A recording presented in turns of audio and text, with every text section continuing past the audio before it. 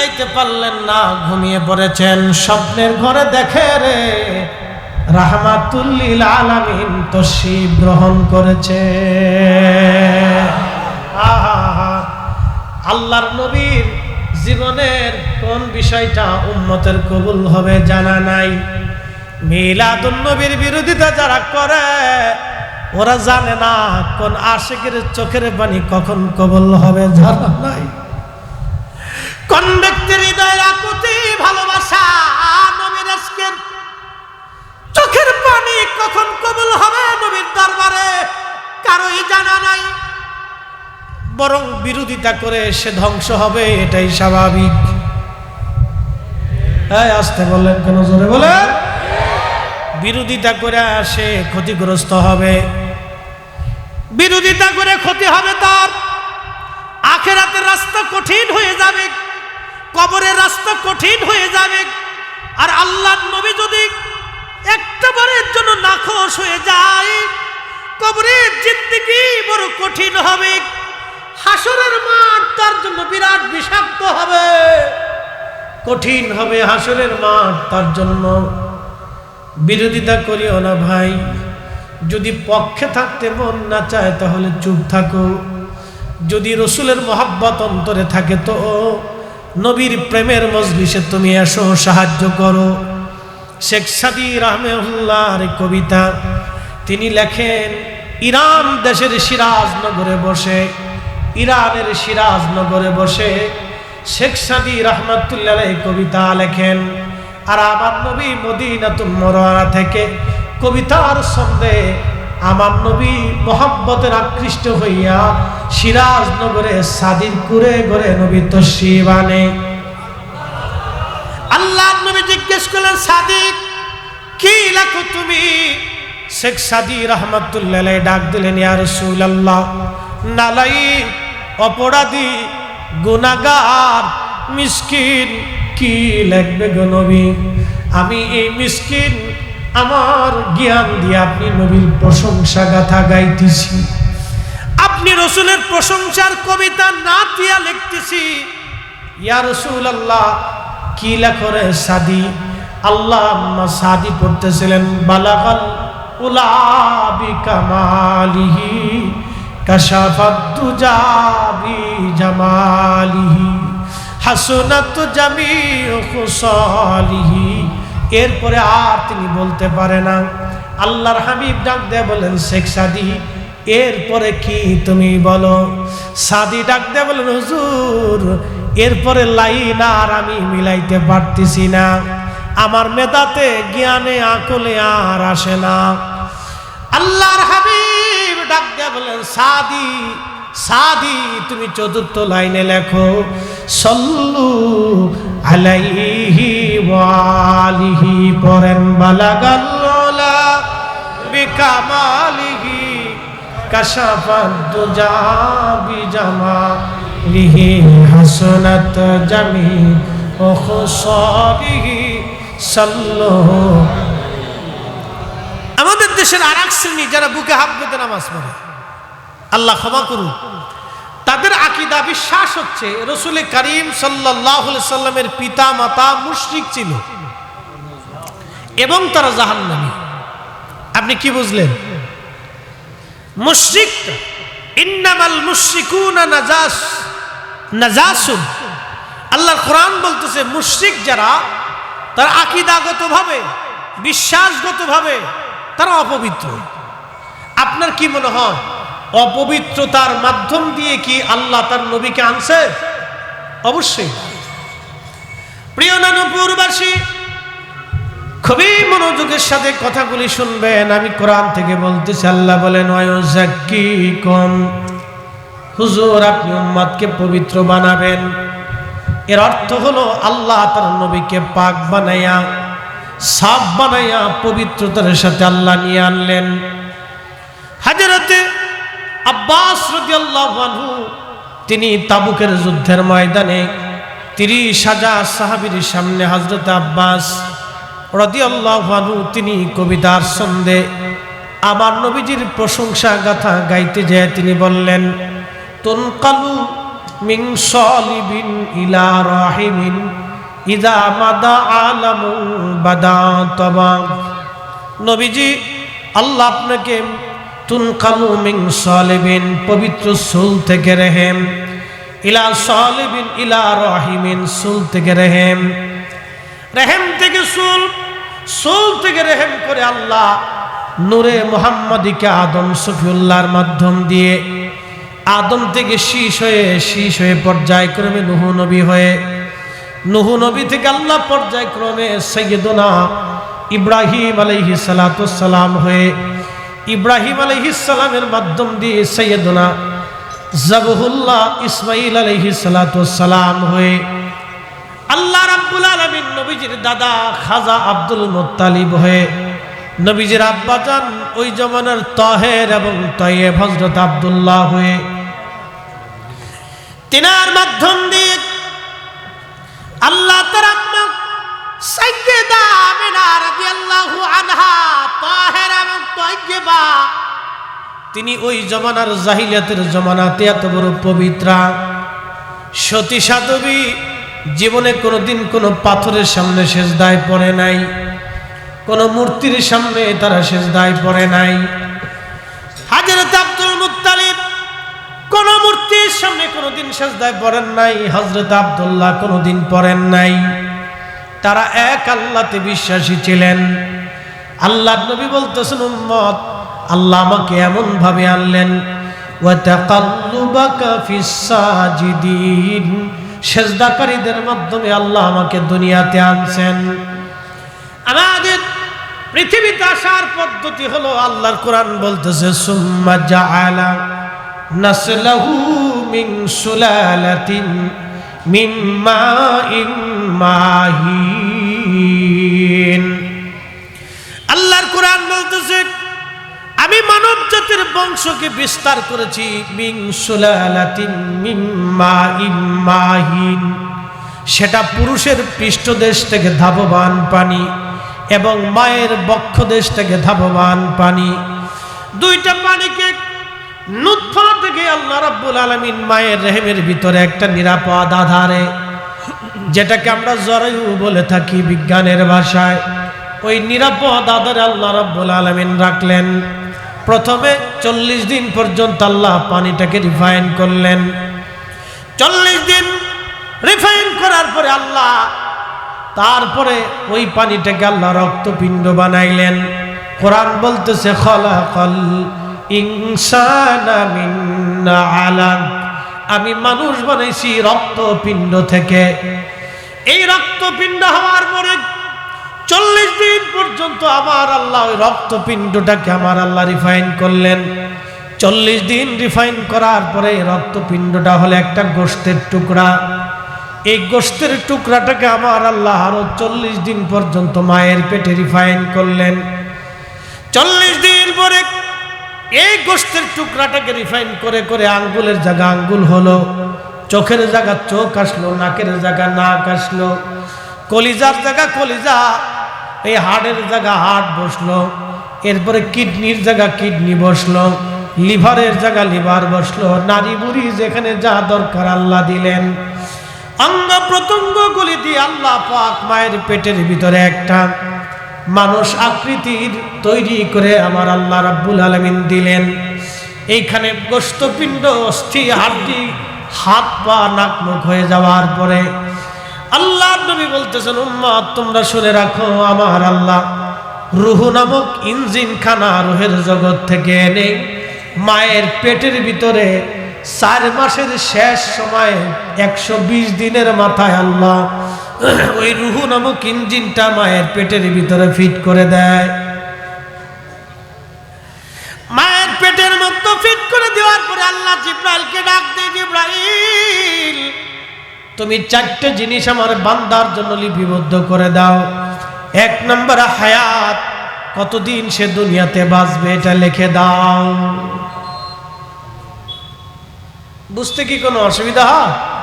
বুঝাইতেছি, আমরা হচ্ছে মিন সুলালাতিন মিন মাইন মাহিন, আমাদের পৃথিবীতে আগমনের ধারা হচ্ছে নুতফা দিয়ে। মিন সুলালাতিন মিন মাইন মাহিন সিস্টেম ছিল ওয়া তাকাল্লুবাকা ফিস সাজিদিন, সিজদাকারীদের মাধ্যম দিয়ে তুনকালু মিন সালিবিন ইলা রাহিমিন ইদা মাদা আলামুন তাবাকের মাধ্যমে আমাদের সৃষ্টির ভিন্নতা একরকম, আমাদের নিয়ম একরকম, আমার রসুলের আগমনের সিস্টেম ভিন্ন রকম।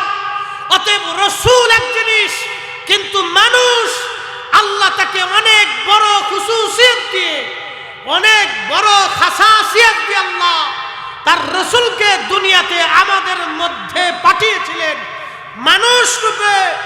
এই জন্য আল্লাহ নবী ইব্রাহিম খলিলুল্লাহ দুআতে বললেন, আল্লাহ তুমি আমার নসলে, আমার বংশে, আমার রেহেমে, আমার সুলবে, আমার বংশধারাতে, আমার পরে ইসমাইলে, ইসমাইল পরে তারপরে তারপরে তারপরে তারপরে আমার বংশানুক্রম দিয়ে, আমার নসল দিয়ে আল্লাহ তুমি আখিরি নবী পাঠায়ো। ও দা ইব্রাহিম খলিলুল্লাহ, সহিহ হাদিসে নবী বলতেন, আমি ইব্রাহিমের দুয়ার ফসল। হযরত ইব্রাহিম নিজের বংশের মর্যাদাকে বাড়ানোর জন্য আখিরি নবী তার বংশে আসুক দোয়া করতেন। আই মানব জাতির ভিতরে রসুল আসার কারণে আমাদের দাম বাড়ছে, মানুষের কারণে নবীর দাম বাড়ে নাই, বরং নবীর কারণে মানুষের দাম বাড়ছে। কথা বলেন ঠিক না বেঠি? আমাদের কারণে রসুলের দাম বাড়ে নাই, নবীর কারণে আমাদের দাম বাড়ছে। প্রিয় উপস্থিতি, নানুপুরবাসী খুবই মনোযোগ দিবেন। আল্লাহ রাব্বুল আলামিন চারটা জিনিস বান্দার, আল্লাহ পাক জিব্রাইলকে ডাক দেন, জিব্রাইল চারটা জিনিস তুমি লিখে দাও। এক নম্বর হায়াত, কতদিন পর্যন্ত এই মানুষটা পৃথিবীতে থাকবে। আবার আল্লাহ পাক জিব্রাইলকে বললেন, জিব্রাইল সুন্দর করে লিখে দাও। এই জন্য হায়াত যখন শেষ হয়ে যাবে, পৃথিবীতে আর থাকার কোনো সুযোগ নাই। আল্লাহর কোরআন বলতেছে, কুল ইন্নাল মাউতাল্লাযী তাফিরুনা মিনহু ফাইন্নাহু মুলাকীকুম। আল্লাহ বলেন, হুজুর উম্মতকে জানায় দেন, উম্মতকে বলে দেন, মানুষ মরণ থেকে পালায়, মৃত্যু থেকে পালানোর চেষ্টা করে মরণ থেকে পালায়। হাবিব বলে দেন, মরণ থেকে সে যতই পালাক না কেন, মরণ থেকে পালানোর কোনো রাস্তা নাই। ফাইন্নাহু মুলাকীকুম, এই মালাকুল মউত তার সাথে মুলাকাত করবে। একদিন মাটির ভিতরে হবে ঘরে, মন আমার কেন বান্ধ দালান ঘর। বন্ধুগণ, এরপর আল্লাহ বলতেছে, সুম্মা তুরাদ্দুনা ইলা আলিমিল গায়বি ওয়াশ শাহাদাত। আল্লাহ পাক ডাক দেয়া বলেন, হাবিব উম্মতকে জানান, তারা আমি আল্লাহর দরবারে আসবে। আমি মালিক তার গোপনেও জানি, গোপনেও জানি, প্রকাশ্যে কি করলো সেটাও জানি, গোপনে কি করেছে আমি আল্লাহ সেটাও জানি। আমি তার গোপনের পাপ জানি, গোপনের আমলও জানি। আমি তার প্রকাশ্যের পাপও জানি, প্রকাশ্যের আমলও জানি, প্রকাশ্যটাও জানি, গোপনও জানি। হাবিব উম্মতকে জানায় দেন, হাবিব উম্মতকে জানায় দেন, ফায়ুনাব্বিউকুম বিমা কুনতুম তা'মালুন।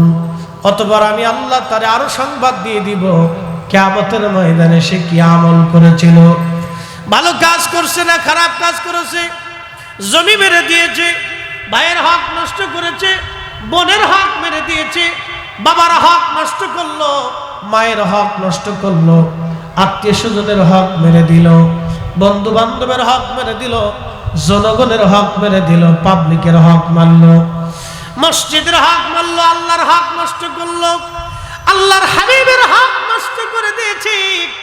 হাবিব উম্মতকে জানান, ফায়ুনাব্বিউকুম বিমা কুনতুম তা'মালুন। আমি তার প্রকাশ্যটাও জানি, অপ্রকাশ্যটাও জানি। আর কিয়ামতের ময়দানে আমি আল্লাহ রাব্বুল আলামিন তার আমলনামা দেখায় দিব। সে কি করেছে আমি আল্লাহ সব তারে দেখায় দিব। আমি আল্লাহ থেকে পালানোর কোনো রাস্তা নাই, পালিয়ে যাওয়ার আর কোনো সুযোগ নাই। আল্লাহর জিবরাইলকে আল্লাহ ডাক দিলেন, জিবরাইল বান্দার জন্য তুমি নিযুক্ত করে দাও, সে কতদিন পর্যন্ত দুনিয়াতে বাঁচবে আমার বান্দার জন্য তুমি সেটা নির্ধারিত করে দাও। এই জন্য মৃত্যু হায়াত শেষ হয়ে যাওয়ার পরে এক সেকেন্ডও দুনিয়াতে থাকতে পারবেন না, আর হায়াত চলে গেলে কবর থেকে আসতেও পারবেন না। কোরআন বলতেছে, আমার রব আমার মালিক তার পবিত্র জবানে বলতেছেন, ও আমার বান্দারা শুনে রাখো, তোমরা জেনে রাখো, তোমাদের হায়াত শেষ হয়ে গেলে এক সেকেন্ডের জন্য দুনিয়াতে আমি থাকতে দেব না, এক মুহূর্তের জন্য থাকতে দেব না। দুনিয়া থেকে কবরে চলে গেলে আর আসার সুযোগ হবে না। এই জন্য নানুপুরবাসী খুব মনোযোগ কথাগুলি শুনবেন। আল্লাহ আমাদের তকদিরের মধ্যে কেন মিলাদুন নবী দিয়ে দিলেন এটাও আমি পরে আসতেছি, খুব মনোযোগ দিবেন, ভালো করে কথাগুলি শুনে যাবেন। হাজরাতে সুলাইমান আলাইহিস সালাম রাজ দরবার বর্তমান ফিলিস্তিন, আপনারা জানেন যেটার নাম গাজা, এই গাজার আগে নাম ছিল আসকালান।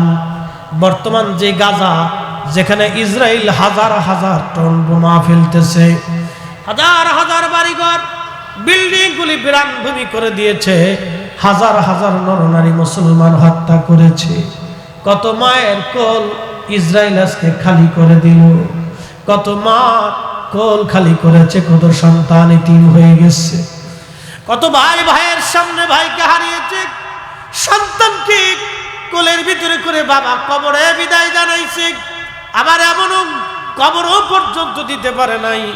কিছুদিন আগে দেখলাম এমন ভাবেই তারা বোমা নিক্ষেপ করেছে যে একবারে দেহ পর্যন্ত ছিন্ন বিচ্ছিন্ন হয়ে গেছে, কেজি কেজি মেপে মেপে তারা কবরস্থ করেছে। শোনেন, এই জুলুম শুধু ইসরায়েল এখন করে নাই, এই জুলুম ক্রুসেডাররাও করেছিল।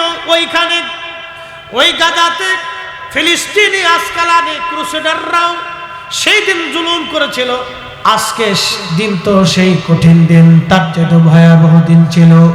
ক্রুসেডাররা ফিলিস্তিনি 1 লক্ষ মুসলমান হত্যা করেছিল, হাঁটু পর্যন্ত রক্তে রঞ্জিত হয়েছিল ফিলিস্তিনের বাইতুল আকসা। কিন্তু না, ফিলিস্তিন তারা দখল করে রাখতে পারে নাই। এই সুন্নি জামাতের রাওনা সুলতান গাজী সালাউদ্দিন আইয়ুবী রাহিমাহুল্লাহ, একসাথে বলবেন আল্লাহু আকবার। এই আজকে যারা মিলাদুন নবীর বিরোধিতা করেন তাদের ইতিহাস জানা উচিত। এই বাইতুল আকসাতে ক্রুসেডাররা, খ্রিস্টানেরা, ইহুদিরা, কাফেররা সম্মিলিত বাহিনী লক্ষ লক্ষ সৈন্য দিয়ে ফিলিস্তিন তারা দখল করে নিল, এক তারা জবাই করলো, রক্তে ফিলিস্তিন রঞ্জিত হয়ে গেল। বাইতুল আকসাতে মুসলমানের রক্তে হাঁটু পর্যন্ত রক্তে রঞ্জিত হয়ে গেল। সেই ফিলিস্তিনকে 200 বছর পরে যিনি উদ্ধার করলেন তিনি সুলতান গাজী সালাউদ্দিন আইয়ুবী। উনার বাড়ি ইরাকের কুর্দিস্তান। উনি একজন কাট্টা সুন্নি মুসলমান, একজন বীর যোদ্ধা, আশিক রাসূল। একসাথে জোরে বলা যাবে আল্লাহু আকবার। উনার আপন বোন, তার ভগ্নিপতি, ওনার আপন ভগ্নিপতি, শুনে যান আজকে ইতিহাস। ওনার আপন ভগ্নিপতি, তার নাম বাদশাহ মুজাফফরউদ্দিন কুকুবুরি রাহিমাহুল্লাহ। উনি ইরাকের ইরবালের বাদশাহ ছিলেন, এত বড় পরহেজগার ছিলেন। ইমাম ইবনু কাসির, হযরত ইমাম হাজার আসকালানি, ইমাম জালালউদ্দিন আস-সুয়ুতি, মুল্লা আলী কারি মক্কি, ইমাম আবুল ফারাজ ইবনুল জৌজি, হযরত ইমাম বিশ্ববিখ্যাত ইমাম নাসিরউদ্দিন দামেশকি, আল্লামা, যত আইম্মে ইকরাম ছিলেন বড় বড় বিশ্ববিখ্যাত ইমামরা তাকে জাহিদ, আবেদ এবং ন্যায়পরায়ণ বলেছিলেন। শোনেন, তিনি মিলাদুন নবীর মাহফিল রাজকীয়ভাবে 1 লক্ষ, তৎকালীন জামানার 1 লক্ষ দিনার খরচ আকসা করে তিনি মিলাদুন নবীর মাহফিল ইরাকের ইরবিলের রাজপ্রাসাদে পালন করতেন। একবার জোরে বলা যাবে কি মারহাবা। এর শুনেন, বাইতুল আকসা যারা কাফিরদের হাত থেকে বাইতুল আকসাকে ছিনিয়ে এনে মুসলমানদেরকে ফিরিয়ে দিয়েছিলেন, তারা মিলাদুন নবী করতেন। আমি লিখি নাই, ইমাম সুয়ুতি হুসনুল মাকাসিদ ফি আমালিল মাউলিদ লিখেছেন, মোল্লা আলী কারি মক্কি আল মাউরিদ লিখেছেন, ইমাম ইবনু কাসির আল বিদায়া ওয়ান নিহার ভিতরে লিখেছেন, হযরত আইম্মে کرام তারা তাদের কিতাবের মধ্যে লিখেছেন, সেই দিন মিলাদুন নবী যারা পালন করেছিল তারা কাফিরদের সাথে জিহাদ করে বাইতুল আকসাকে আমাদের ফেরত দিয়েছিলেন। এক সাগর রক্তের বিনিময়ে জমিনে ক্রুসেডারদেরকে তাড়িয়ে এই জমিনকে পাপ মুক্ত করেছিলেন। আরব বিশ্ব থেকে এই মুসলিম ঝান্ডা, কালেমার ঝান্ডা যারা উড়িয়েছিলেন তারা সুফি, তারা আউলিয়া کرام। এই উপমহাদেশে ইসলাম যারা এনেছে তারা আউলিয়া کرام। অতএব আউলিয়া کرامদের দেওয়া ইসলাম এদেশেই চলবে। কথা বলেন ঠিক না বেঠিক? কিন্তু বড় আফসোস হলো সত্য, আমরা আজকে দুর্বলতার দিকে চলে যাচ্ছি। আপনি জানেন ইতিহাস কি চমৎকার।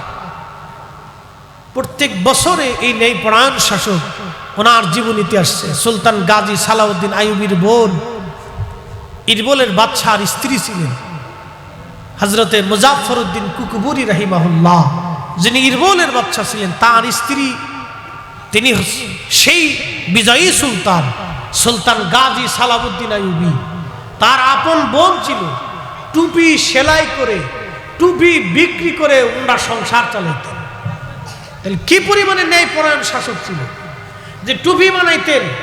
একজন বাদশার স্ত্রী টুপি বানাইতেন, ওই টুপি বিক্রি করে যা আয় হইতো ওই আয় দিয়ে বাজার সদাই করে খাইতেন। রাজকীয় কোষ থেকে এক পয়সাও নিতেন না। তারা এত বড় জাহিদ ছিলেন, এত বড় আদিল ছিলেন, এত বড় আবিদ ছিলেন, এত বড় আশিক রাসূল ছিলেন। তারা লক্ষ টাকা খরচা করে সেই জমানাতে রাজকীয় ভাবে মিলাদের মাহফিল ইন্তজাম করতেন। একসাথে বলা যাবে আল্লাহু আকবার। এখন যারা বেদাতের দোহাই দিচ্ছে এটা ওনাদের বক্তব্য। ওই সমস্ত বক্তব্য আমরা কর্ণপাত করতে পারবো, ওইগুলি আমাদের কর্ণপাতে আনার দরকারই নেই। কে কি বললো ওই ছাতা দেখার সময় আমাদের নাই। আমরা আমাদের কাজগুলি আগামীতে আগায় নিতে হবে। মিলাদুন নবী ছিল, মিলাদুন নবী আছে, মিলাদুন নবী থাকবে। কথা বলেন ঠিক না বেটি? প্রিয় উপস্থিতি, খুব মনোযোগ দিন। হাজিরিন, সেই বিরাট বড় ফিলিস্তিনের ওই যে আজকাল দেখতেছেন সমুদ্রের পাড় দিয়ে বাইতুল আকসা হয়ে বিরাট বড় প্রাসাদ ছিল সুলাইমান আলাইহিস সালাতু ওয়াস সালামের। ওই প্রাসাদের মধ্যে সুলাইমান আলাইহিস সালাতু ওয়াস সালাম বসে আছেন। এমন সময় তার রাজ দরবারে উনি সিংহাসনে বসা, মন্ত্রী পরিষদরা বসা, ওর ভিতরে একজন যুবক বসে আছে, সুদর্শন যুবক, দেখতে চমৎকার। এমন সময় আজরাইল আলাইহিস সালাতু ওয়াস সালাম সুলাইমান আলাইহিস সালামের রাজ দরবারে আসছে। আজরাইল আলাইহিস সালাম আসার পরে ওই যুবকের দিকে তীক্ষ্ণ নজর দিয়ে তিনি তাকিয়ে আছেন। তখন আজরাইল আলাইহিস সালাতু ওয়াস সালাম তীক্ষ্ণ নজর দিয়ে তাকিয়ে থাকার পরে কিছু সময় পরে তিনি চলে গেলেন।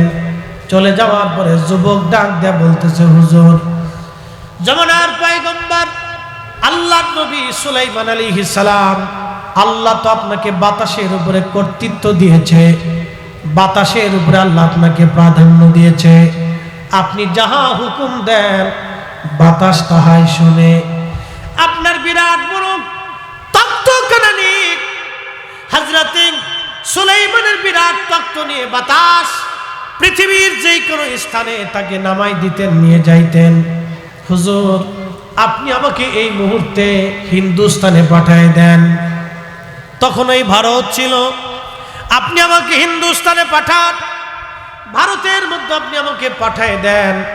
সুলাইমান আলাইহিস সালাম বাতাসকে হুকুম দিলেন, বাতাস তুমি দ্রুত গতিতে এই ছেলেটাকে হিন্দুস্তানে তার পছন্দের জায়গায় তুমি তাকে নামায় দিয়ে আসো। তেলের গাড়ি তেলে চলে,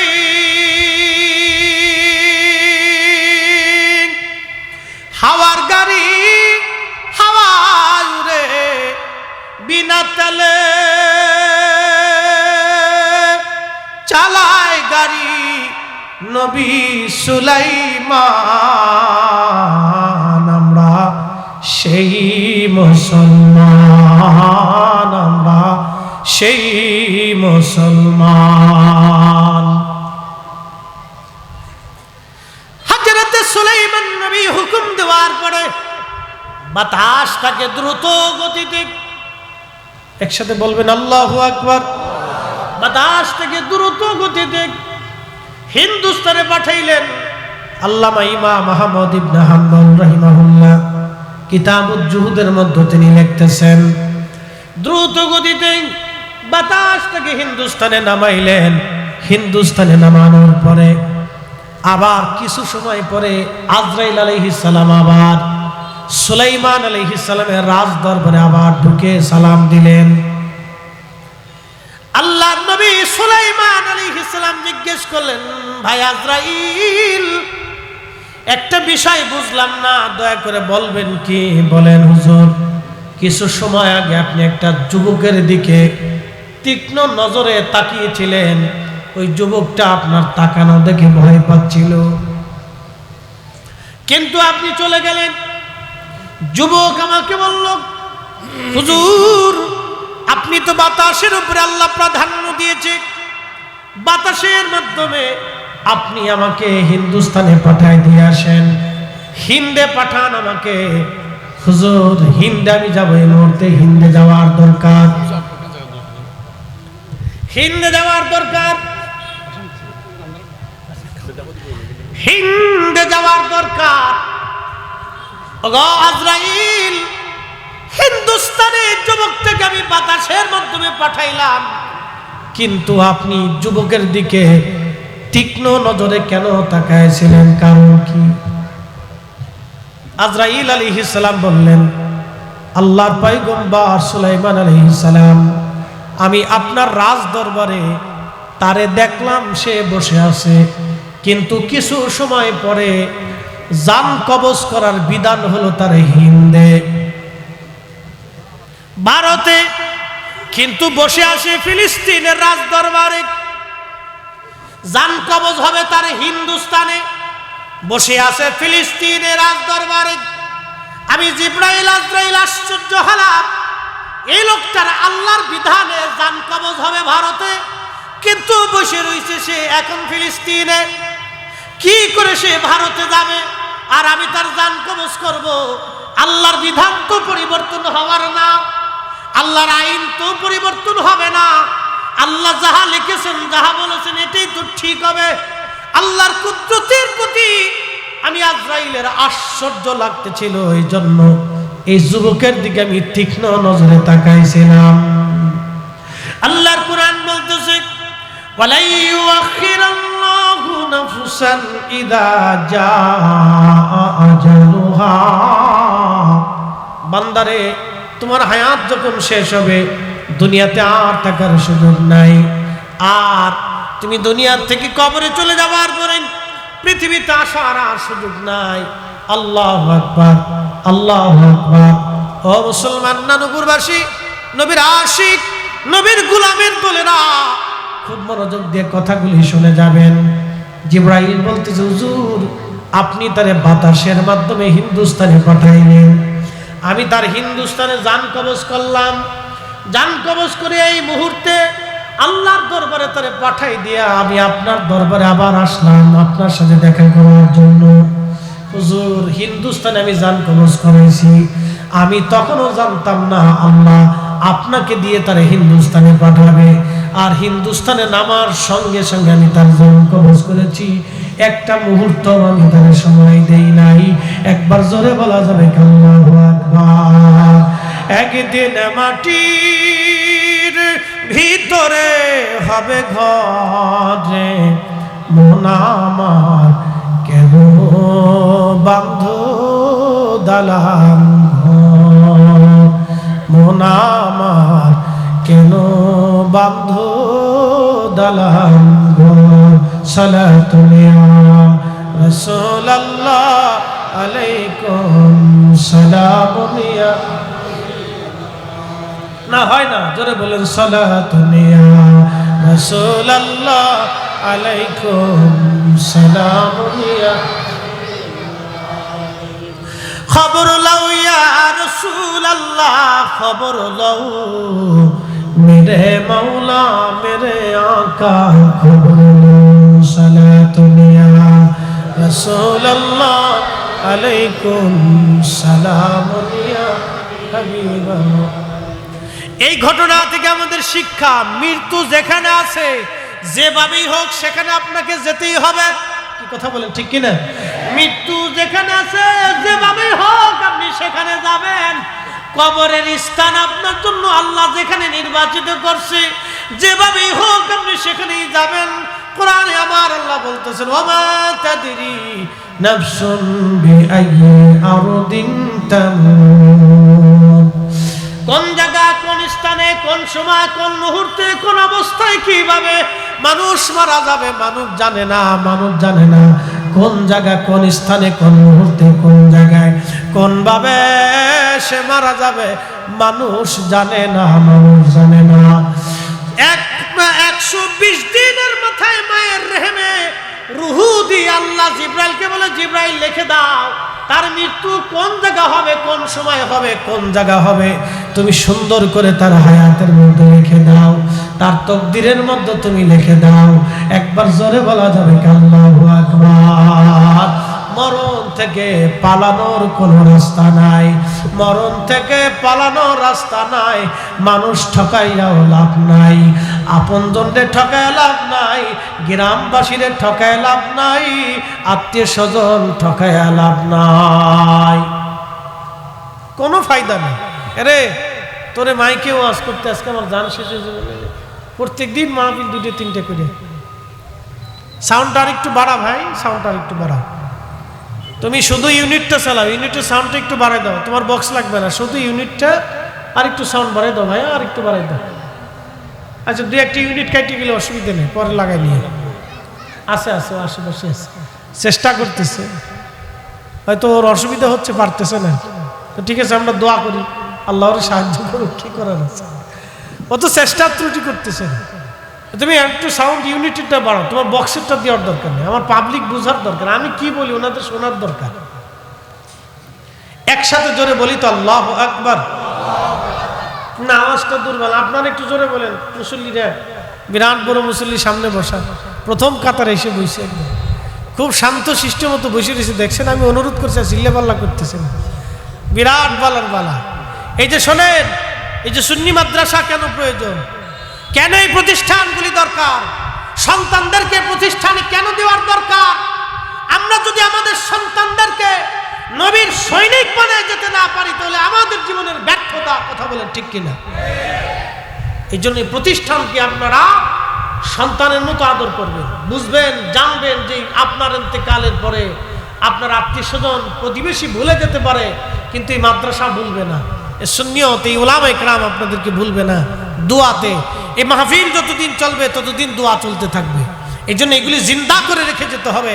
গাছ লাগান, ফল পাওয়ার আশা, বাতাস পানি দেন, সার দেন, যত্ন করেন, খোঁজ নেন, ছাগলে খাইলো, গরুতে খাইলো, না মরে যাচ্ছে, কি হচ্ছে, গাছের খোঁজ খবর নেন। নিজের দেহরে যেইভাবে যত্ন করেন একটা গাছকে ওইভাবে যত্ন করেন। কারণ কি, গাছ থেকে ফল আসবে। ফলের চিন্তায় যদি গাছের যত্ন নেন, সন্তানের চিন্তায় যদি সন্তানকে যত্ন নেন, এই সুন্নি প্রতিষ্ঠানগুলি, মাদ্রাসা, এই মসজিদ, এই মক্তবগুলি, এই স্থানগুলিকে আপনার এইভাবে সন্তানের মতো যত্ন নিতে হবে। কথা বলেন ঠিক কিনা? যদি আগামী দিন মুক্তি পেতে চান, কবরের জিন্দেগি সহজ করতে চান, আখিরাতের পথে নাজাতের রাস্তা পেতে চান, নবীর কদম মুবারকে কিয়ামতের ময়দানে যদি থাকতে চান, তো এই সুন্নি প্রতিষ্ঠানগুলির কোনো বিকল্প নাই, এ মাদ্রাসার কোনো বিকল্প নাই, এ তলবে আলেমদের কোনো বিকল্প নাই, এ কোরআন সুন্নাহর খেদমতের কোনো বিকল্প নাই। এটা করে যেতেই হবে। আল্লাহ আমাদের তৌফিক দিক, সকলে বলেন আমিন। প্রিয় মুসলমান, আল্লাহ রাব্বুল আলামিন জিব্রাইলকে ডাক দিয়ে বললেন, জিব্রাইল 2 নম্বর তোমার আমার এই বান্দার জন্য লিখে দাও। 1 নম্বর হায়াত, 2 নম্বর আমার বান্দার জন্য লিখে দাও। আমার বান্দা কি পরিমাণে রিজিক খাবে, কি পরিমাণে তার রিজিক হবে তুমি লিখে দাও। কি পরিমাণে রিজিক হবে তুমি লিখে দাও। আমাদের দেশ থেকে প্রত্যেক বছরে হাজার হাজার কোটি টাকা বিদেশে পাচার হয়। গরিব মানুষে পাচার করে না, এরা ধনীরাই করে। যারা পাচার করলো তারা জানে এত কোটি টাকা আমি খেয়ে শেষ করতে পারবো না, তারপরে তারা পাচার করে দেয়। কিন্তু জানেন আমার দেশের গরিব মানুষ, অসুস্থ মানুষ, অনেকেই চিকিৎসার টাকা খুঁজে পায় না, অনেকেই খাবার হয় না। রমজান মাস আসলে বহু মা ভালো ইফতার করতে পারে না। বাবা খোঁজ নিয়ে দেখবেন, আপনি বিভিন্ন দরিদ্র অঞ্চলগুলিতে খোঁজ নিয়ে দেখেন, কারো বাড়ির চাল নাই, ঠিক মতো বাজারে নাই, ভালো খাবার নাই। এমনও ফ্যামিলি আছে 6 মাসে গরুর গোশত পায় না। আপনি খোঁজ নিয়ে দেখেন, এই ধনী মানুষগুলি যদি বিদেশে টাকা না দিয়া আমার দেশের গরিব মানুষেরও দিয়ে দিত, কি কথা কর না কেন? যদি এইভাবে না পাচাইয়া যদি গরিব মানুষের মধ্যে বন্টন করে দিত, এতিমখানা বানাই দিত, যে এতিমখানা বানাই দিলাম এতিমরা খাক। আমার দেশে 15 লক্ষের মতো পথ শিশু আছে যাদের বাবা মার ঠিকানা নাই। বিভিন্ন বস্তি এলাকা, রেল জংশন, বাস স্টেশন, বড় বড় শহরের বস্তির ভিতর দিয়ে হাজার হাজার লক্ষ লক্ষ পথ শিশুরা থাকে। বাবার পরিচয় নাই, মার পরিচয় নাই। কেউ আবার বাবা আছে মা নাই, মা আছে বাবা নাই, খোঁজ খবর নাই। রেল জংশন, বাস স্টেশন, পথে ঘাটে, মার্কেটে, রাস্তাঘাটে, পার্কে, বিনোদন কেন্দ্রগুলিতে ওরা ভিক্ষা করে খায়, মানুষের কাছ থেকে চেয়ে চেয়ে চেয়ে চেয়ে খায়। আমার দেশের ধনীরা যদি এই সমস্ত দরিদ্র এতিম পথ শিশুদের জন্য ওরা যদি ব্যবস্থা করত, ওদের খাবারের থাকার ব্যবস্থা করে দিত, তাহলে অন্তত হলো আখিরাতের নাজাতের ঠিকানা পেয়ে যাইত। আহা, আল্লাহ আমাদের এই সমস্ত ধনীদেরকে বুঝার তৌফিক দিক বলে না আমিন। আল্লাহ তাদের বুঝার তৌফিক দিক। তারা মনে করতেছে এই অর্থই আমাকে নাজাত দিয়ে দিবে। না না, কখনোই না। এগুলি তাকে নাজাত দিবে না, আমাদের কাউকে দিবে না। আমাদের নাজাত পেতে হলে সর্বপ্রথম নবীর কদমের গোলামি করতে হবে, আল্লাহর রাসূলকে খুশি করতে হবে। শুনে যান, আজকে আল্লাহর নবীকে খুশি না করা পর্যন্ত নাজাতের রাস্তা হবে না। সমস্ত নবীরা তো তাদের নবুয়তের মর্যাদায় আসীন। নবী আলাইহিস সালাম ব্যতীত সাহাবায়ে কেরাম সহ পৃথিবীর যত উম্মত আছে, এই কোটি কোটি আমার রাসূলের উম্মত সবাই নবীর সুপারিশ এবং শাফাআতের কারণে কিয়ামতের ময়দানে নাজাতের জরিয়া পাবে। আল্লাহর নবীর হামদের পতাকা, আল্লাহর নবীর সুপারিশের পতাকার মাধ্যম ছাড়া কেউ জান্নাতে যেতে পারবে না।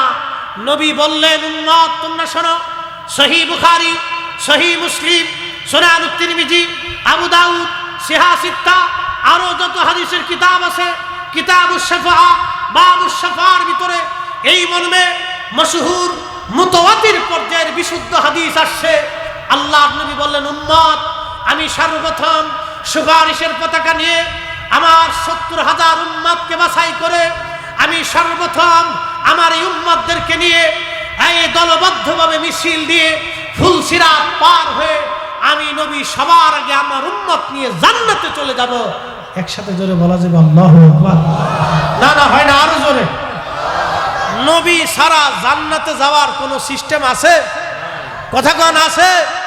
আবু বকর, ওমর, উসমান, আলী রিদওয়ানুল্লাহি তাআলা আলাইহিম আজমাইন, আশারে মুবাশশিরিন, খুলাফায়ে রাশিদিন, সাহাবায়ে আজমিন, তাবিঈন, তাবে তাবিঈন, আহলে বাইতুন নবী সাল্লাল্লাহু আলাইহি সাল্লাম থেকে শুরু করে এই জগতের নক্ষত্রতুল্য, সূর্যতুল্য, চাঁদতুল্য সাহাবায়ে কেরাম এবং তাদের পরবর্তী অনুসারীগণ, তাবিঈন, তাবে তাবিঈন, 4 তরিকা, 4 মাযহাব, আউলিয়া, আতকিয়া, মুজাদ্দিদ, নুজাবা, নুকাবা, ওলি, গাউস, কুতুব, আবদাল, দুনিয়াতে যত স্তরের ওলিরা আছেন আমার রাসূলের হামদের পতাকা সুপারিশের পতাকার মাধ্যম ছাড়া জান্নাতে যাওয়ার কোনো রাস্তা নাই, কোনো রাস্তা নাই, কোনো রাস্তা নাই। আমার রাসূলের পতাকার নিচ দিয়ে তাকে জান্নাতে যেতে হবে। অতএব আমরা সুন্নিরা নবী নবী করি, আমরা জানি নবী খুশি হইলে আল্লাহ খুশি হবে, নবীর গোলামি হলে আল্লাহর গোলামি হবে। কথা বলেন ঠিক কিনা?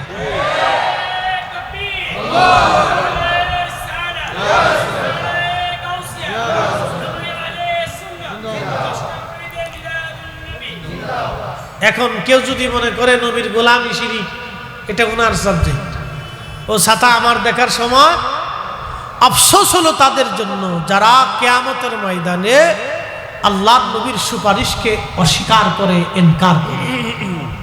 এদের জন্য ভয়াবহ আফসোস। প্রিয় উপস্থিতি, খুবই মনোযোগের সাথে শুনবেন। আজকে আবু বারজা আসলামী রাদিয়াল্লাহু আনহু একটা ঘটনা পড়লাম। আবু বারজা আসলামী রাদিয়াল্লাহু আনহু আল্লাহর নবীর দরবারে দীর্ঘদিন তিনি কাটিয়েছেন। আবু বারজা আসলামী ওনাকে ডেকে নিলেন। উবাইদুল্লাহ ইবনে জিয়াদ, আপনারা নাম শুনেছেন উবাইদুল্লাহ ইবনে জিয়াদ, যিনি হুসাইন রাদিয়াল্লাহু আনহু দেহ মুবারক থেকে মাথা আলাদা করেছে, তার সৈন্যরা তাকে শহীদ করে দিয়েছে। এই উবাইদুল্লাহ ছিল কুফার গভর্নর।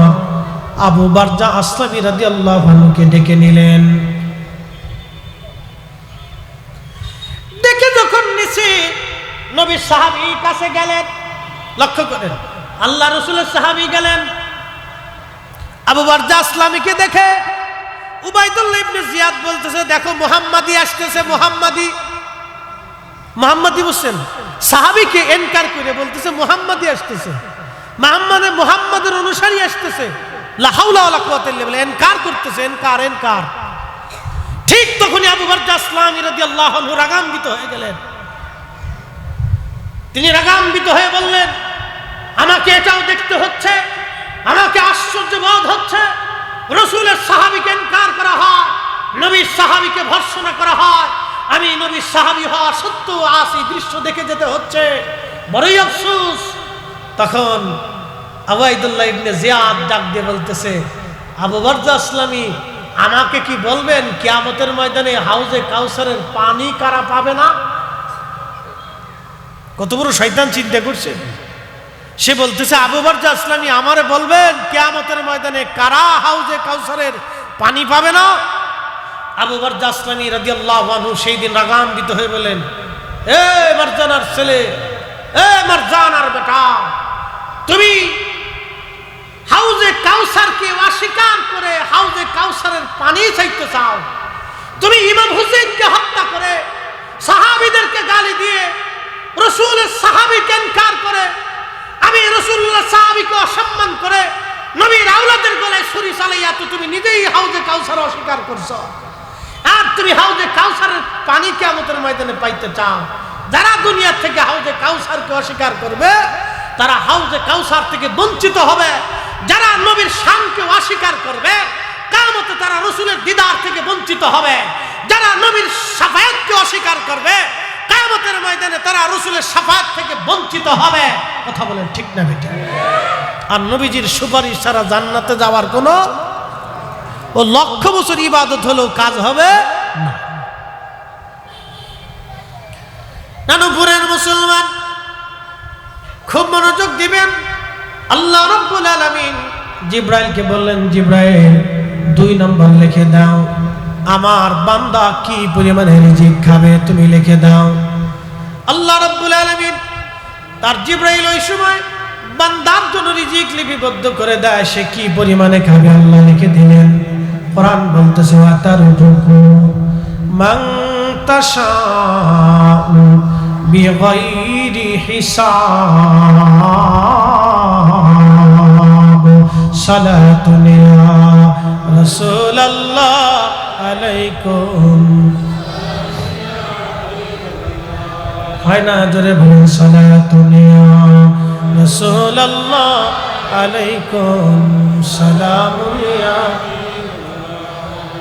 খবর লইয়া রাসূল अल्लाह खबर लो मेरे मौला मेरे आका खबर लो सलातुनिया रसूल अल्लाह अलैकुम सलामुनिया हबीबल। ए मुसलमान, রিজিক কি পরিমাণে হবে আল্লাহ ছাড়া কেউ জানে না। আপনি কি খাবেন সকালে বিকেলে দুপুরে আল্লাহ ছাড়া কেউ জানে না। একটু মনোযোগ দিবেন। যারা অবৈধ পন্থায় রুটি রুজি উপার্জন করে, যারা অবৈধভাবে রিজিক অন্বেষণ করে, তারা যা খায় আমরাও তাই খাই, আমরা যা খাই তারাও তাই খায়। আমার দিকে তাকান, আলু যেটা মাটির নিচে হয়, এই আলু আমরা যারা গরিব মানুষের যে আলু খায়, এই বাংলাদেশে যারা বসুন্ধরায় থাকে কোটি কোটি টাকার মালিক, তার আলু কি আলাদা না একই আলু? সবজি কি আলাদা না একই সবজি? গরুর গোশত কি আলাদা নাকি একই গোশত? ছাগল মুরগা পোলট্রি উনারটাও যেটা আমারটাও সেটা। হয়তো উনি একটু বেশি খায়, ভালো করে মশলাপাতি দিয়ে রান্না করে বিভিন্ন ফিরাই সিরাই করে রং বেরং করে একটু স্বাদ বেসাদ বানায় বেশি করে খায়। আমরা দেশের গরিব মানুষ, আমরা হয়তো একটু সবজি টবজি দিয়ে ডাল ভাত দিয়ে একটু কম কম খাই। পার্থক্য এতটুকুনি, উনি হয়তো সামান্য একটু বেশি খায়, আমি একটু কম খাই। উনি হয়তো 16 আনা খায়, আমি হয়তো 12 আনা খাই। উনি হয়তো 16 আনা খায়, আমি হয়তো 12 আনা খাই। এই তো তুলনা। এই সামান্য একটুর জন্য মানুষের হক নষ্ট করা, এটা বোকামি। যারা হারাম উপার্জন করিয়া, এই হারাম খাদ্য ভক্ষণ করিয়া যারা দুনিয়ার থেকে কবরে, নামাজ কালাম হজ কোনো কিছুই আল্লাহর কাছে কবুল হয় নাই। অতএব এমন জীবন করিও গঠন, হাসিবে তুমি কাঁদিবে ভুবন। আমাদের কাজ হচ্ছে হালালের জিন্দেগি গঠন করিয়া আল্লাহ তার রসুলের গোলামি করিয়া কবরে যাওয়া। এটা হচ্ছে বুদ্ধিমানের কাজ। আমরা এই ভুলটা যদি করি তাহলে আমাদের জীবনের মহা সর্বনাশ হয়ে যাবে। প্রিয় নানুপুরবাসী, আল্লাহ লিখে দেন বান্দা কি পরিমাণে রিজিক অন্বেষণ করবে। আমার আল্লাহ রাব্বুল আলামিন বান্দার আমল নামায় লিখে দেন। 3 নম্বর আল্লাহ লিখে দেন বান্দা কি পরিমাণে ইজ্জতওয়ালা হবে, তার সম্মান কেমন হবে আল্লাহ লিখে দেন। ইজ্জত কার আসবে কার চলে যাবে আমার মালিক আমার মাওলা লিখে দেন। কোরআন শরীফ আল্লাহ পাক বলতেছেন, তুইজ্জু মান তাশা ওয়া তুযিল্লু মান তাশা। চিৎকার করে জোরে বলেন সুবহানাল্লাহ। সালাতুন ইয়া রাসূলুল্লাহ আলাইকুম সালামুন ইয়া হাবিবাল। সালাতুন ইয়া রাসূলুল্লাহ আলাইকুম।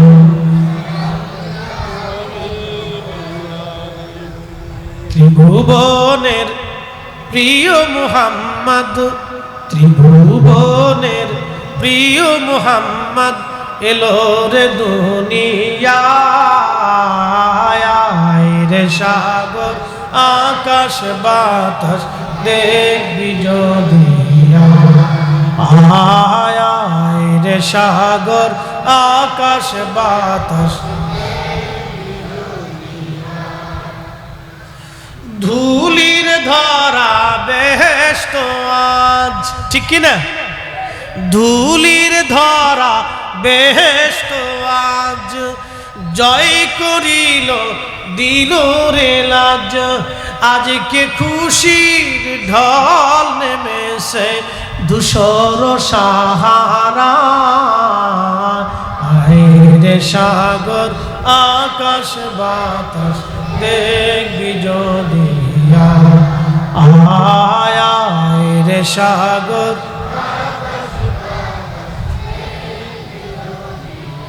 ত্রিভুবনের প্রিয় মুহাম্মদ, ত্রিভুবনের প্রিয় মুহাম্মদ এলো রে দুনিয়ায়।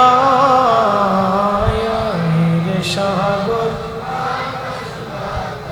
দেখবি যদি আয়।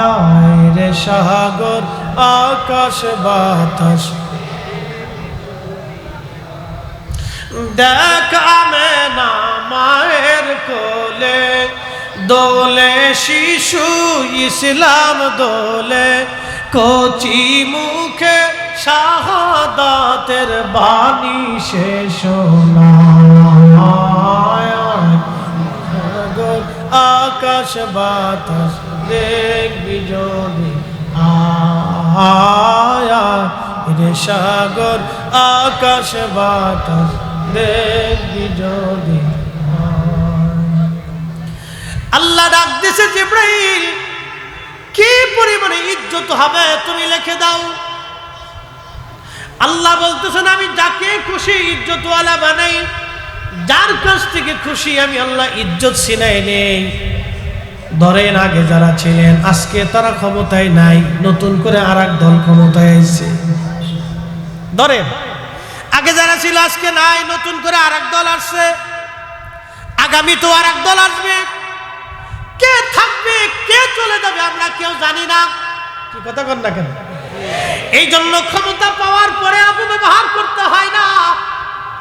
আজকে দেখেন একদল একটু কোন রকম একটু পাওয়ার পাইয়া কারো বাড়ি আক্রমণ করে, কারো জমি আক্রমণ করে, কারো মসজিদ দখলের চিন্তা করে, মাদ্রাসায় জোর করে অধ্যক্ষ উপাধ্যক্ষ প্রতিষ্ঠানে জোর করে তার পদোন্নতি মানে আপনার কি অব্যাহতি দিচ্ছে।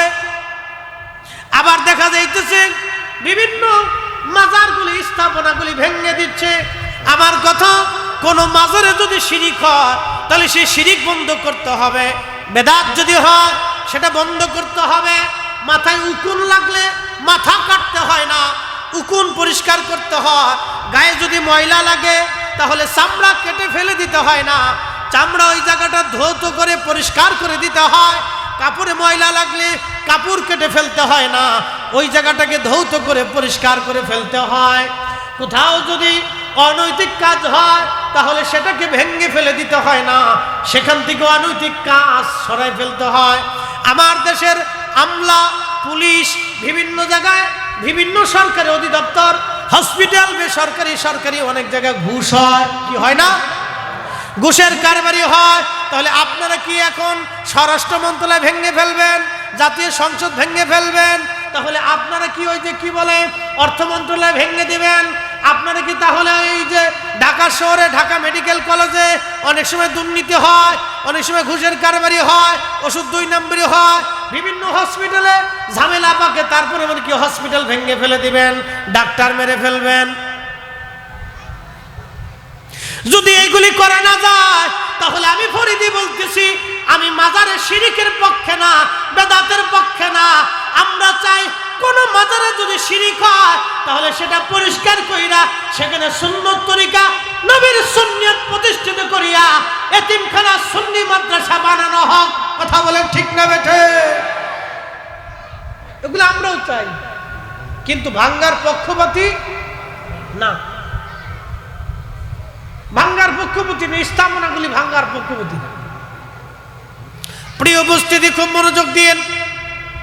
আর একটু সামনের দিকে বাড়াই।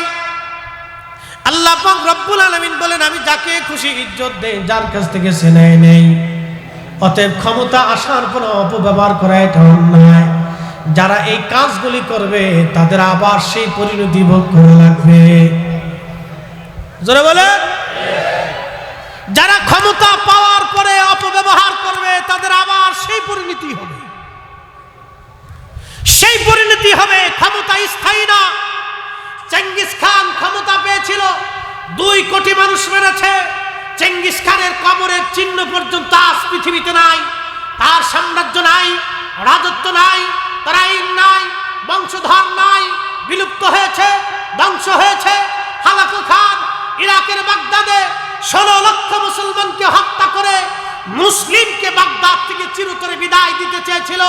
কিন্তু আজকে হালাকু নাই, হালাকুর রাজত্ব নাই, হালাকুর সাম্রাজ্য নাই। ঠিকই বাগদাদের আকাশে আল্লাহর পতাকা এখনো আছে, হুজুর গাউসে পাকের মাজার এখনো আছে, এখনো বাগদাদে আযানের ধ্বনি আছে। ইসলাম ছিল, ইসলাম আছে, ইসলাম থাকবে। দ্বীন ছিল, দ্বীন আছে, দ্বীন থাকবে। সুন্নিয়ত ছিল, সুন্নিয়ত আছে, সুন্নি জামাত থাকবে। আল্লাহর ওলিরা ছিল, আল্লাহর ওলিরা আছে, আল্লাহর ওলিরা থাকবে। এদেরও যাদের অপমাননা করবে তারা একসময় পৃথিবী থেকে নিশ্চিহ্ন হবে। কথা বলেন ঠিক না বেটা?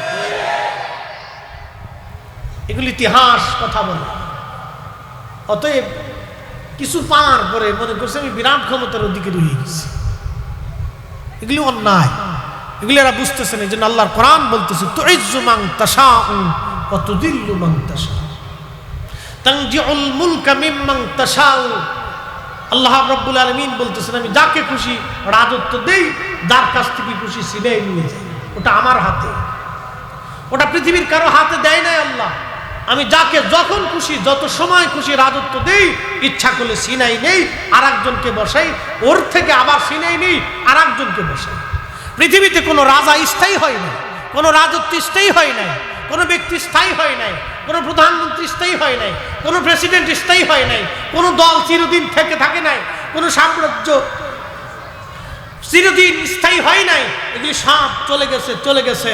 কিন্তু একটা কথা মনে রাখবেন, আমার রসুলের সেই প্রেম, আমার নবীর সুন্নিয়ত এখনো আছে, সেই পতাকা এখনো আছে, খাজা মাইনুদ্দিন চিশতের তরিকা এখনো আছে, বাহাউদ্দিন নাসরুল বুখারীর তরিকা আছে, কাদরি আছে, চিশতি আছে, নাকশবন্দি আছে, মুজাদ্দিদি আছে, হানাফি আছে, শাফি আছে, হাম্বলি আছে, ওলিদের তরিকা আছে। এরা মুকুটহীন সম্রাট, এরা মুকুটহীন সম্রাট। কথা বলেন ঠিক না বেঠিক? মুকুট লাগে না, এদের রাজত্ব লাগে না, এটা আল্লাহ প্রদত্ত আধ্যাত্মিক রাজত্ব চলতে থাকে।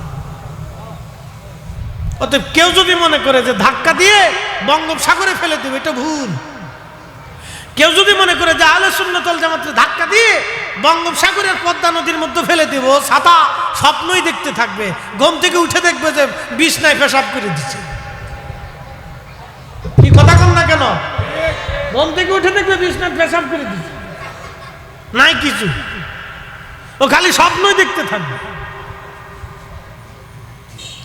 প্রিয় উপস্থিতি, চতুর্থ নাম্বার, আল্লাহর কোরআন শরীফ আমার আল্লাহ রাসূল বলতেছেন জিবরাইলকে আল্লাহ রাব্বুল আলামিন শিখিয়ে দিলেন, জিবরাইল চতুর্থ নাম্বার তুমি বান্দার আমল নামার মধ্যে লিখে দাও, তাকদীরের মধ্যে লিখে দাও, বান্দা জান্নাতি নাকি জাহান্নামী তুমি লিখে দাও। জান্নাতি নাকি জাহান্নামী লিখে দাও। আমার দিকে তাকাও, বান্দা কি জান্নাতি নাকি জাহান্নামী লিখে দাও। আল্লাহ রাসূল আরো বললেন, এমন ব্যক্তি আছে সুন্দর আমল করলো কিন্তু শেষ জীবনে নাফরমান হয়ে গেছে। কয়দিন আগে দেখলাম এক মুফতি মাদ্রাসা থেকে মুফতি পাস করার পরে নাস্তিক হয়ে গেছে, আবার নাস্তিক তওবা করে আইসা ভালো হয়ে গেছে। একসাথে বলবেন আল্লাহু আকবার। কেউ বিরাট বড় আশিকে রাসূল ছিল, শেষ সময় বেঈমান হয়ে কবরে চলে গেছে। আবার অনেক বাতিল না দেখা যায় আশিকে রাসূল হয়ে কবরে চলে গেছে। তাকদীরের মধ্যে লিখে দাও সে কি পাবে। এই জন্য আমাদের উচিত আল্লাহর দরবারে কান্নাকাটি করা, আল্লাহ রব্বানা লা তুজিগ কুলুবানা বা'দা ইয হাদাইতানা ওয়া হাব লানা মিন লাদুনকা রাহমাতান ইন্নাকা আনতাল ওয়াহ্হাব। রব্বানা হে রব, হেদায়েতের রাস্তা দেখাইয়া আমাদেরকে গোমরাহ বানায় দিও না। আল্লাহ সুন্নি বানাইছো, আমাদেরকে নাফরমান বানাইও না। নবীর গোলাম বানাইছো, শয়তানের গোলাম আল্লাহ বানাইও না। নবীর প্রেমের রাস্তা দেখাইয়া শয়তানের পথে আমাদেরকে নিও না। আমাদের হৃদয়কে হেদায়েতের রাস্তা দিয়া সোজা রাস্তা দেখাইয়া আবার বাঁকা রাস্তা নিও না। এই জন্য এই দোয়াটা বেশি বেশি করবেন। সুফিরা এই দোয়া করতো, রব্বানা লা তুজিগ কুলুবানা, আমাদের আত্মাকে, আমাদের কালকে তুমি আল্লাহ হেদায়েত দেওয়ার পরে আমাদেরকে বক্রতার দিকে নিও না। কুলুবানা বা'দা ইয হাদাইতানা ওয়া হাব লানা মিন লাদুনকা রাহমাতান ইন্নাকা আনতাল ওয়াহ্হাব। এজন্য আমল নিয়ে গৌরব করতে হয় না, আমল নিয়ে গৌরব করতে হয় না। নিজে নামাজি হলে বেনামাজিরে নিকৃষ্ট মনে করতে হয় না। কথা বুঝছেন? আপনি নামাজ পড়েন, বেনামাজিরে খারাপ ভাববেন না, ওরে আল্লাহর দিকে ডাকবেন। কেমনে? আমরা অনেক সময় কটাক্ষ করি, গালি দেই, ধমক দেই, রাগ করি না। ভিন্ন মতের হতে পারে, তাকে গালি দেওয়া যাবে না, কটাক্ষ করার দরকার নেই।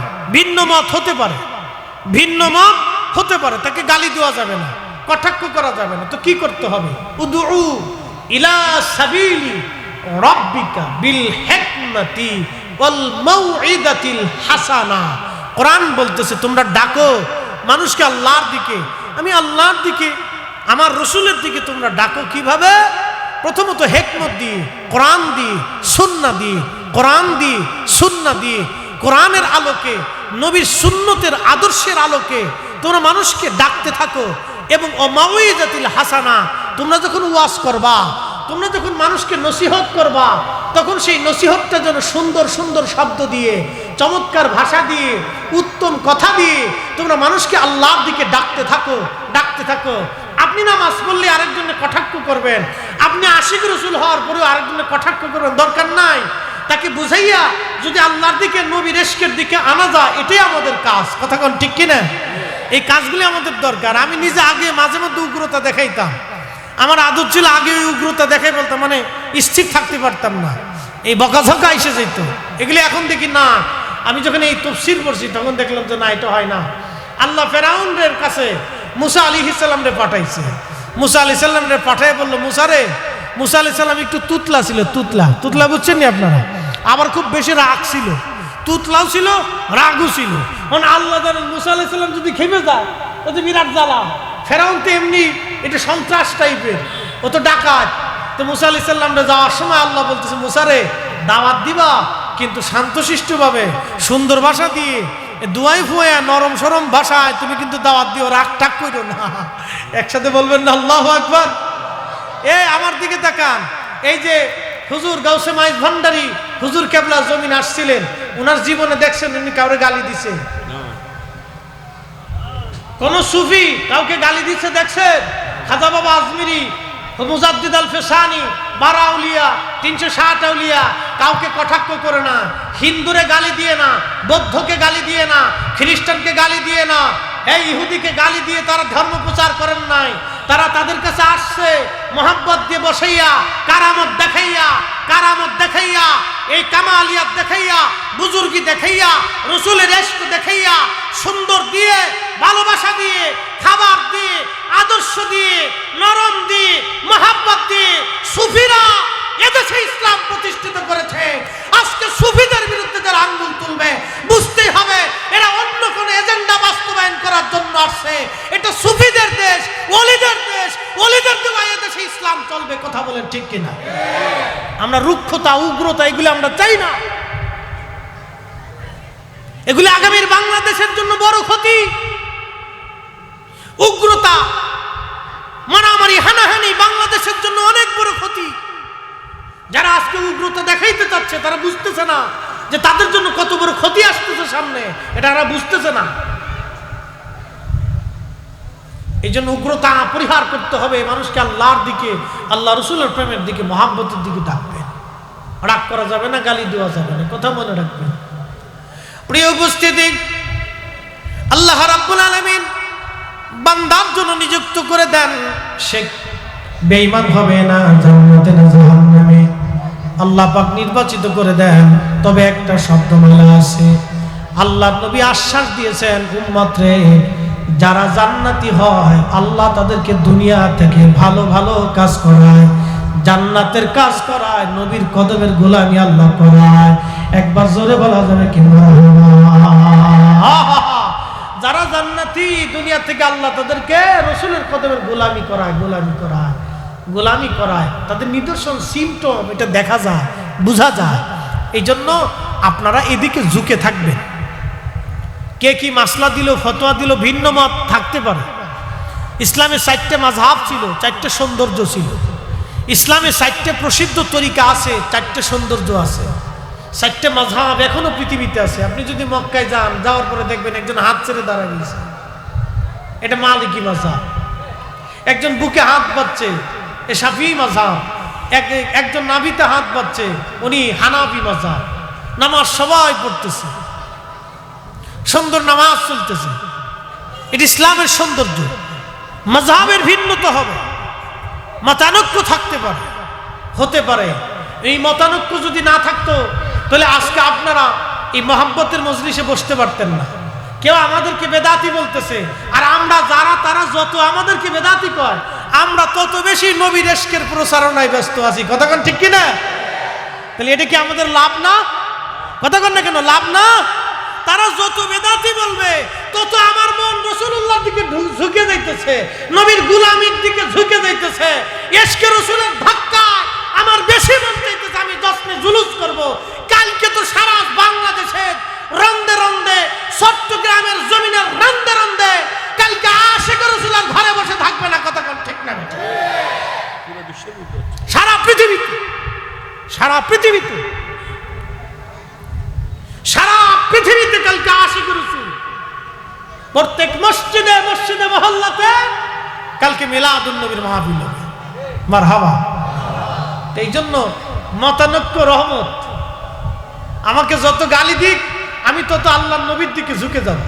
কথা কোন ঠিক কিনা? আমাকে যত বেদাতি বলুক আমি আল্লাহর নবীর দিকে তত ঝুঁকে যাব। এই কথা মনে রাখতে হবে।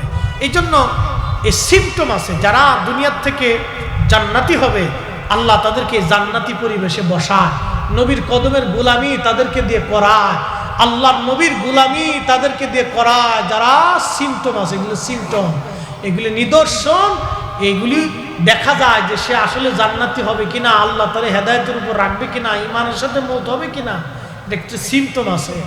আল্লাহ যারে পছন্দ করে তাকে নবীর কদমের গোলামির দিকে আল্লাহ নিয়োজিত করে।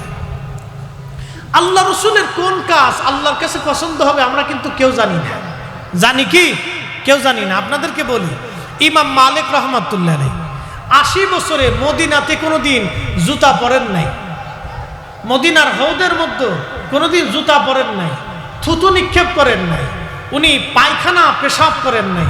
আর যদি কোনোদিন মদিনাতে যান তো যায় দেখবেন সে সুদূর মদিনা ইউনিভার্সিটির একবারে সীমানা শেষ মদিনার হাউদ, উহুদ পাহাড়ের একবারে শেষ সীমানা এই মদিনার হাউদ। এই বিরাট মদিনার সীমানার ভিতরে উনি 80 বছরের জীবনে কোনোদিন পেশাবও করেন নাই, পায়খানাও করেন নাই, জুতাও পরেন নাই, এমনকি নিজের থুতু পর্যন্ত মদিনার মাটিতে ফেলেন নাই। একসাথে বলা যাবে আল্লাহু আকবার? হইছে না? আরো জোরে বলেন, আরো জোরে। উনি একদিনের জন্য, 1 সেকেন্ডের জন্য এই আমলকে উনি ছেড়ে দেন নাই। উনার নিজের জীবনে এটা বাধ্যতামূলক করে নিয়েছিলেন।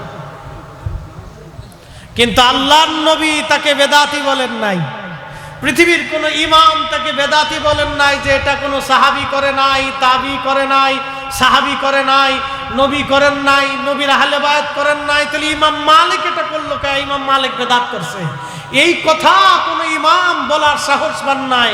কারণ কি জানেন?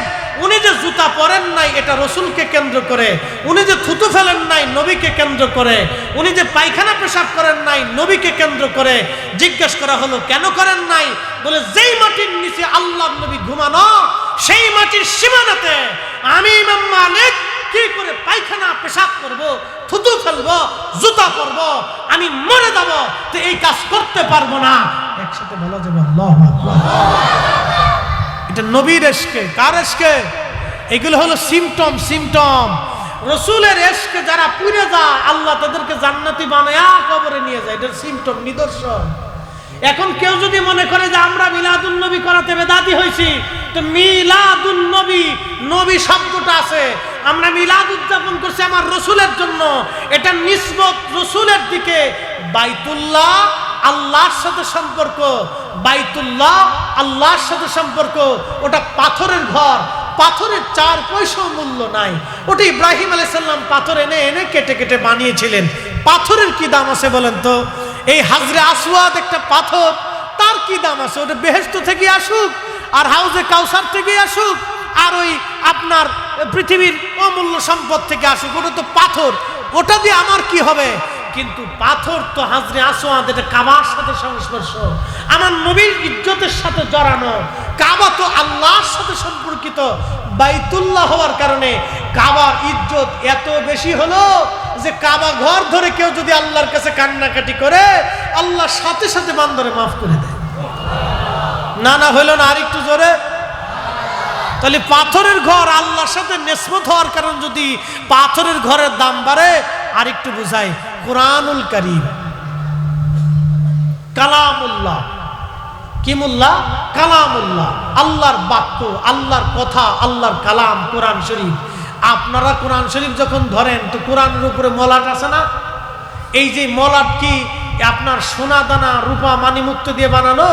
এই মলাট কিন্তু প্লাস্টিক দিয়ে, কাপড় দিয়ে, কাগজ দিয়ে বানানো। আচ্ছা বলেন তো, কোরআন শরীফে যখন চুমা খান তখন কি মলাট খুলে চুমা খান না মলাট দিয়েই খান? তো মলাট সহই চুমা খান। তো মলাট সহ যদি চুমা খান তো কোরআনের সাথে লেগে থাকার জন্য মলাটের দামও আল্লাহ আপনার কাছে বাড়াই দিছে। আরো জোরে বলেন না সুবহানাল্লাহ। এই মাহফিল মিলাদুন নবী, আমার নবীর সাথে নিসবত হওয়ার কারণে ও বেদাতের ফতোয়া ছাতা দিক, ও ছাতা দেখার সময় আমাদের নাই। আমার নবীর সাথে নিসবত হওয়ার কারণে এই মাহফিলের দাম আল্লাহর আদালতে বেশি হয়ে গেছে। আমরা আসার কারণে আমাদের দামও বেশি হয়ে গেছে। হাত উঁচু করে বলেন ঠিক না বেঠিক? মিলাদুন নবীর মাহফিল চলবে? চলবে? জোরে বলেন চলবে? আল্লাহর নবীর সাথে নিসবত। মাথায় পাগড়ি দেখছেন আপনারা? পাগড়ি, এই যে পাগড়ি, এই কাপড় দিয়ে কেউ লুঙ্গি বানায়, কিন্তু দেখছেন জীবনে লুঙ্গি পরে গেলে কেউ চুমা খায়? এই কাপড় দিয়ে কেউ জাঙ্গিও বানায়, জীবনে দেখছেন এটা খুলে পরে গেলে আইটাও চুমা খায়। এই কাপড় দিয়ে কেউ মোজা বানায়, জীবনে দেখছেন খোলার পরে কেউ চুমা খায়? কেউ খায় না।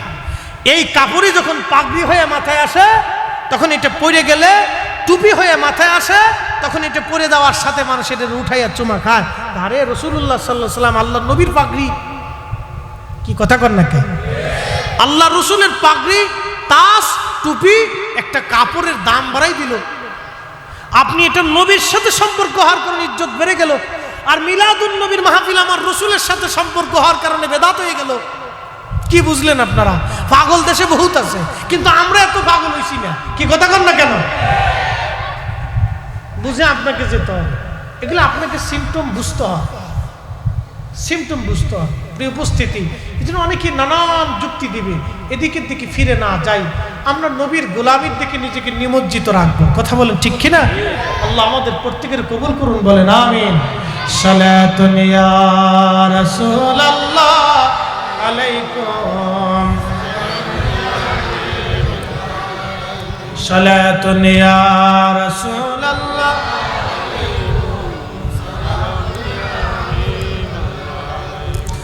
মগজ কোরআন রোহে ঈমান জানে দিন, মগজ কোরআন রোহে ঈমান জানে দিন, হাসতে হুব্বে রাহমাতুল লিল আলামিন।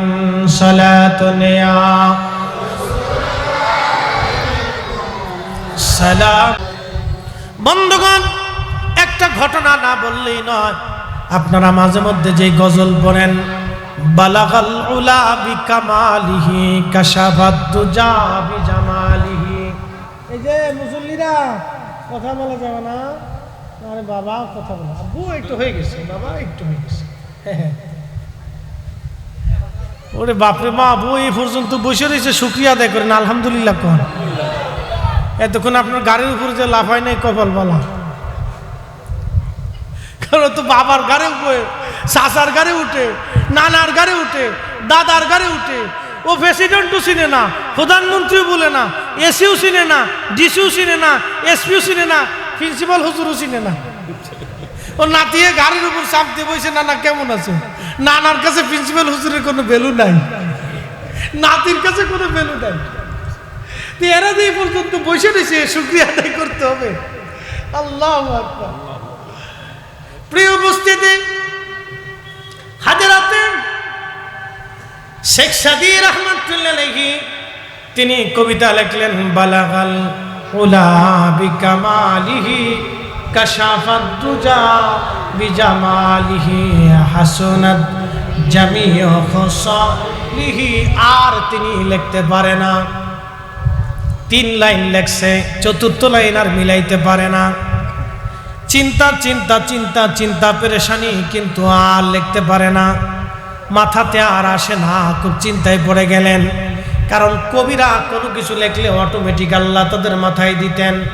Kazi Nazrul under matric pass, একটা ছেলে, অভাবের সংসারে মা, নাম দিয়েছিল তার দুঃখ মিয়া। কিন্তু এত বড় মেধাবী কবি সাহিত্যিক বাংলার ঘরে আর কোনো মা জন্ম দিতে পারবে কিনা আমার আর জানা নাই।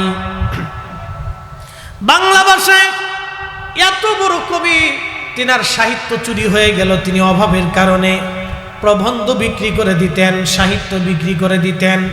কাজী নজরুলের লেখা সাহিত্যগুলি অনেকে নাম দিয়ে চালাই দিয়েছেন। কাজী নজরুল যদি সাহিত্য বিক্রি না হতো, চুরি না হতো, হারিয়ে না যেত, তাহলে রবীন্দ্রনাথ ঠাকুর বিশ্বকবি হতে পারে না, রবি ঠাকুর বিশ্বকবি হতে পারে না। কাজী নজরুলের প্রবন্ধ সাহিত্যের কাছে রবি ঠাকুরের সাহিত্যের কোনো নাই। উনার এগুলি যদি চুরি না হতো, আল্লাহু আকবার, বাংলার কবি, আমার ভাষার কবি, শুধু মুসলিম হওয়ার কারণে উনি বৈষম্যের শিকার হয়েছিলেন। ব্রিটিশদের সাথে তিনি বৈষম্যের শিকার হয়েছিলেন। উনি মানুষের কথা বলেছিলেন, হকের কথা বলেছিলেন, উনি ন্যায়ের কথা বলেছিলেন। অন্যায়ের বিরুদ্ধে কবিতার মাধ্যমে তিনি লিখতেন। প্রতিবাদ করার কারণে, ব্রিটিশ বিরোধী হওয়ার কারণে ওনাকে বিশ্বকবি দেওয়া হয় নাই, উনি বৈষম্যের শিকার। কিন্তু বাংলা যতদিন থাকবে, মুসলমান যতদিন থাকবে, আমরা কাজী নজরুলকে ততদিন স্মরণ করে যাব। কথা বলেন ঠিক কিনা? কাজী নজরুল আমার নবীর শানে শত শত নাতে রসুল তিনি লিখেছেন পরিষ্কার ভাষায়। কি সুন্দর সুন্দর করে তিনি লিখলেন, তৌহিদেরই মুর্শিদ আমার মোহাম্মদের নাম, মুর্শিদ মোহাম্মদের নাম, ওই নাম জপলে বুঝতেই পারি খুদারি কালাম, মুর্শিদ মোহাম্মদের নাম। এই যে কবিতার ছন্দ, আরো একটা জায়গা তিনি লিখছেন, আমি যদি আরব হতাম মদিনারি পথ, আল্লাহু আকবার, আমি যদি আরব হতাম মদিনারি পথ, সেই পথ দিয়ে হেঁটে যাইতেন নূর নবী হযরত, নূর নবী হযরত, সালাত ইয়া রাসূলুল্লাহ, জবান খুলে, সালামুন ইয়া হাবিবাল্লাহ, সালাত ইয়া রাসূলুল্লাহ, আলাইকুম সালামুন ইয়া হাবিবাল্লাহ। হযরত সাদিক তৃতীয় লাইন মিলাইতে পারলেন না, ঘুমিয়ে পড়েছেন। স্বপ্নের ঘরে দেখে রে রাহমাতুল লিল আলামিন তশরীফ গ্রহণ করেছে। আল্লাহর নবীর জীবনের কোন বিষয়টা উম্মতের কবুল হবে জানা নাই। মিলাদুন নবীর বিরোধিতা যারা করে, ওরা জানে না কোন আশিকের চোখের পানি কখন কবুল হবে জানা নাই। কোন ব্যক্তির হৃদয়ের আকুতি ভালোবাসা, নবীর আশিকের চোখের পানি কখন কবুল হবে নবীর দরবারে কারোই জানা নাই। বরং বিরোধিতা করে সে ধ্বংস হবে, এটাই স্বাভাবিক। আসতে বললেন কেন, জোরে বলেন। বিরোধিতা করে সে ক্ষতিগ্রস্ত হবে, বিরোধিতা করে ক্ষতি হবে তার। আখিরাতের রাস্তা কঠিন হয়ে যাবে, কবরের রাস্তা কঠিন হয়ে যাবে। আর আল্লাহর নবী যদি একটা বারের জন্য নাখোশ হয়ে যায়, কবরের জিন্দেগি বড় কঠিন হবে। হাসরের মাঠ তার জন্য বিরাট বিষাক্ত হবে, কঠিন হবে হাসরের মাঠ তার জন্য।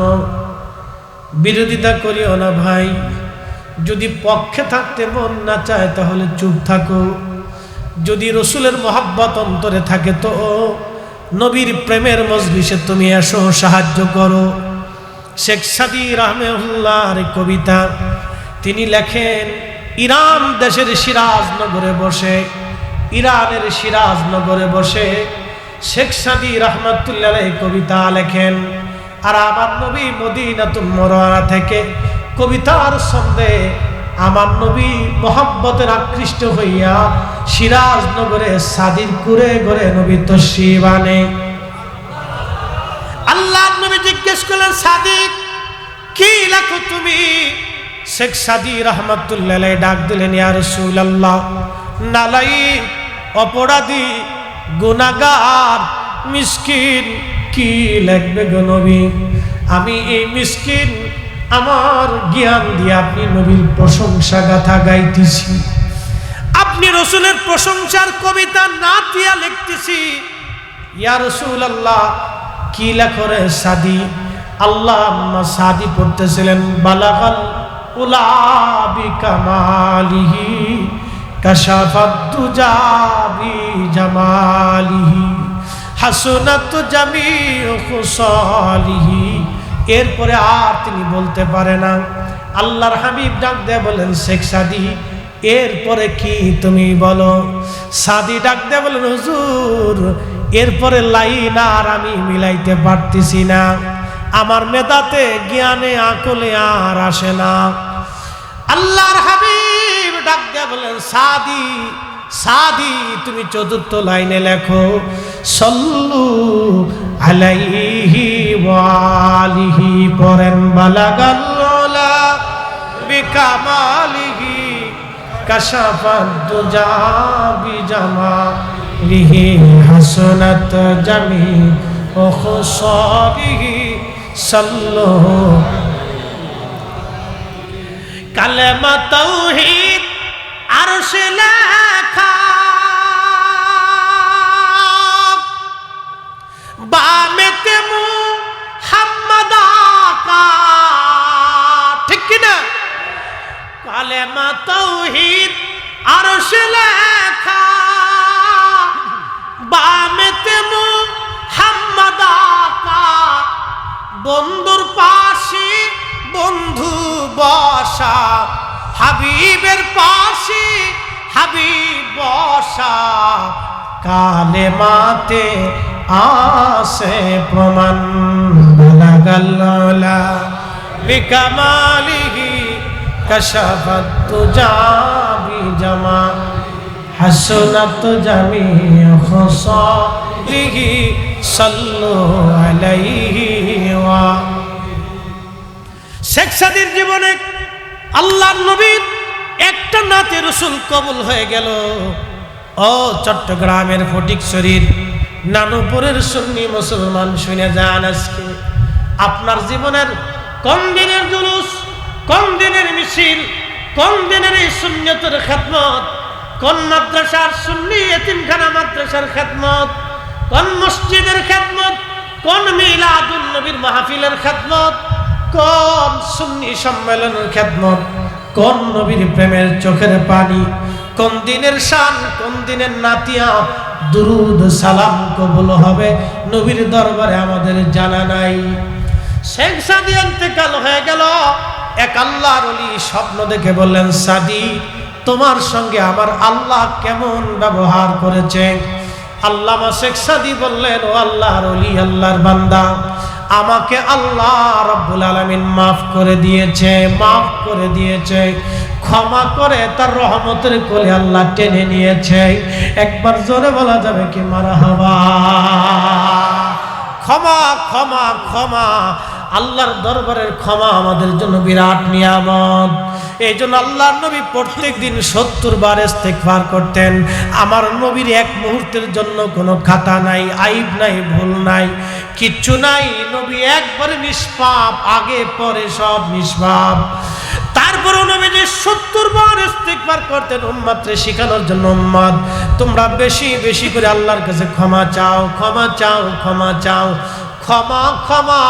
শেখ সাদী ডাক দিয়ে বললেন, আল্লাহর ওলি ডাক দিয়ে বলেন, সাদী রে কিসের জন্য, কোন আমলের জন্য আল্লাহ তোমারে ক্ষমা করছে বলবানি। শেখ সাদি ডাক দিয়ে বলেন, আল্লাহর বান্দা, আমি আমার রসুলের শানে নাতে রসুল লিখছিলাম, বালাগাল উলা বি কামালিহি কাশাফাত তুজা বি জামালিহি, নাতে রসুল লিখছিলাম। আমি এই নাতে রসুল আসিয়া আমি মসজিদে নববীতে নবীজির রওজা মোবারকের পাশে দাঁড়ায়া আমি আমার রসুলকে শুনাইছি, পরে পরে শুনাইতাম যখনই আসতাম। আল্লাহ আমারে ডাক দিয়ে বলল, সাদি, তোমার জীবনের কোনো আমল আমি আল্লাহর কাছে পছন্দ হয় নাই, তোমার নামাজ আমি আল্লাহর মনোভূত হয় নাই, তোমার রোজা আমি আল্লাহর মনোভূত হয় নাই, তোমার যাকাত আমি আল্লাহর মনোভূত হয় নাই, তোমার হাত আমি আল্লাহর মনোনীত হয় নাই, তোমার জিকির আমি আল্লাহর কাছে ভালো লাগে নাই রে সাদি। কিন্তু তুমি যে আমার নবীর সামনে নাতে রসুল লেখছিলা, আমার নবী পছন্দ করছিল, আমার রসুল পছন্দ করার কারণে, কবুল করার কারণে রে সাদি, আমার হাবিব কবুল করার কারণে আমি আল্লাহ তোমার জীবনের সব গুনাহ মাফ করে দিছি। না না, একসাথে জোরে বলেন আল্লাহু আকবার। চিৎকার মেরে শক্তি দেয়া বলেন না, ইয়া রাসূলুল্লাহ। নবী খুশি, আল্লাহ খুশি। কাজী নজরুল লিখলেন, আল্লাহকে যে পাইতে চায়, আল্লাহকে যে পাইতে চায়, হযরতকে ভালোবেসে আরশ কুরসি লৌহ কলম না চাহিতেই পেয়েছে সে। কথা বলেন ঠিক কিনা? এক কলিজার টুকরো যুবক, দাড়ি রাখবা, আল্লাহর নবীর সুন্নত, সুন্নতের রঙে তুমি রঙিন হয়ে যাও। টুপি মাথায় দিবা, পারলে পাগড়ি মাথায় ধরা, সুন্নতি পোশাক তুমি ধরো, তোমার হাসি থাকবে সুন্নতি, তোমার কথা হবে সুন্নতি, নরম ভদ্র ভাষায়। মুরব্বী দেখলে সম্মান করবা, মা বাবা খেদমত করবা, প্রয়োজন বোধে মা বাবার হাত পাগুলি পর্যন্ত তুমি ধোয়াইয়া পরিষ্কার করে দিবা। মা যা বলবে তাই তুমি শুনবা, বাবা যা বলবে তুমি মেনে মেনে চলবা, বড়কে শ্রদ্ধা করবা, নিজের আত্মীয় স্বজনকে সাহায্য করবা, গরিব দুঃখী মেহনতি মানুষ দেখলে তাদের সম্মান করবা। মনে রাখবেন একটা কথা, আমার দেশে যারা কোটি কোটি টাকা দুর্নীতি করে, চুরি করে, ওর চাইতে আমার দেশের দিন মজুর রিক্সাওয়ালা যারা খেটে খাইয়া সারাদিনে 500 টাকা হালাল রুজি করে, এই ব্যক্তি আল্লাহর দরবারে তার চাইতে কোটি কোটি গুণ দামি। কথা বল ঠিক কিনা? তাহলে সম্মান করলে রিক্সাওয়ালারে করেন, দিন মজুররে করেন, আপনার বাড়ির কামলারে করেন, কাজের লোকেরে করেন, চাকরকে করেন, চাকরানিরে করেন, কারণ ও আপনার বাড়ি পরিষ্কার করে, আপনার থালা বাটি বাসন মাজে, কাপড় চোপড় ধুয়ে দেয়, ওরে ভালো খাবার খাওয়ালে ওরে খাওয়ান, ও আপনারটা করে দেয়, বিনিময়ে পরিশ্রম করে কিছু পয়সা আপনি তারে দেন। ও হালাল রুজি করে, ও হারাম করে না, ও কোটি কোটি টাকা পুকুর চুরি করে না, ওই আল্লাহর রসুল বান্দা, ওই পরিশ্রম করে খায়। একজন টিচারকে সম্মান করেন, একজন আলেমকে সম্মান করেন, একজন ইমামকে সম্মান করেন, কারণ তারা নির্দিষ্ট রুজি রুটি অর্জন করে, তারা 1 টাকা ডানবাম করে খেতে পারে না। আমার দেশের যারা সাধারণ চাকরিজীবী আছে, মধ্যবিত্ত আছে, বিদেশে পরিশ্রম করে খায়, ওকে সম্মান করেন, কারণ বিদেশেও রৌদ্রের মধ্যে পুড়ে পড়ে, প্রচন্ড লো হাওয়াকে মেনে নিয়ে, বিরাট বড় ইউরোপের ঠান্ডা মেনে নিয়ে ও পরিশ্রম করে বাংলাদেশে টাকা পাঠায়। ওর টাকার মধ্যে কোনো হারাম নাই, ওটা একবারে হালাল। ওই হলো আমার দেশের অরিজিনাল সূর্য সন্তান। আর চোর বাটপার, সিটার বাটপার যারা আমার দেশ থেকে টাকা পয়সা চুরি করে বিদেশে পাচার করে, ও আমার সমাজের রাষ্ট্রের কেউ না, ও হলো আন্তর্জাতিক চোরার ঘরের চোরা। ওরা হলো অরিজিনাল, এদেরকে সম্মান করবে। রিক্সাওয়ালার ধমক দিবেন না, গালি দিবেন না। একজন টিচার মাস গেলে বেতন পান, নির্দিষ্ট বেতন। একজন ইমাম মাস গেলে নির্দিষ্ট বেতন পান, তার পেশাকে সম্মান করে, তাকে ইজ্জত দেন। সে যে কাজ করুক, দোকানদার মুদি দোকানি করে, ও বাদাম বেচে, ও কি বলেছে বেচে, আপনার ওই চটপটির দোকান দিছে, ছোটখাটো ব্যবসা করে, ও কিন্তু চুরি করে না, আপনার টাকা মেরে খায় না, ও আপনাকে দিয়ে সামান্য ব্যবসা করে, ওকে সম্মান করে। যার যার অবস্থানে, যে যে আছে যে অবস্থানে, তার তার কাজকে শ্রদ্ধা করেন, সম্মান করেন। প্রিয় উপস্থিতি, এগুলি আমাদেরকে বুঝতে হবে। আমাদের সমাজ চেঞ্জ হবে, রাষ্ট্র চেঞ্জ হবে, আমরা পরিবর্তন হব। একটা নারীর সম্মান করেন, একটা বোনের সম্মান করেন। রাস্তা দিয়ে যাওয়ার সময় একটা সুন্দরী মেয়ে হেঁটে যাচ্ছে, আপনি শীষ বাজাচ্ছেন, লজ্জা করে না? হ্যাঁ, আপনার লজ্জা করে না? আপনার ঘরে যদি এরকম বোন থাকতো, আর এক পুরুষ যদি শীষ বাজাইতো, আপনার কলিজার ভিতরে দাউ দাউ করে আগুন জ্বলে উঠতো। আপনার বোনের জন্য যেমন আপনার দয়া লাগে, ঠিক আর একজনের মেয়ের জন্য তারও এরকম দয়া লাগে, মায়া লাগে। এগুলি করবেন না, এগুলি সামাজিক অন্যায়, ব্যাধি আমাদের জন্য। যারা যে সমস্ত ছেলেপেলেরা মেয়েদেরকে রাস্তায় যাওয়ার সময় উত্ত্যক্ত করে, সমাজের 3 রাস্তার মোড়ে আইনা, বাজারের মধ্যে আইনা ওরে আধা লেংটে করে সিটকিরির কষা দিয়ে কায়দা মতো বাটাম চালান দিয়ে দেয়। হ্যাঁ, কথা কর না কেন? নেতৃস্থানীয় চেয়ারম্যান মেম্বার যারা আছে, ওরে বাটাম চালান দিয়ে সোজা করে দেয়। ও সমাজের পোকা, কীট পোকা, শয়তান, বদমাশ, লুচ্চে কোথাকার, শরম করা উচিত। ছোট লোক কোথাকার।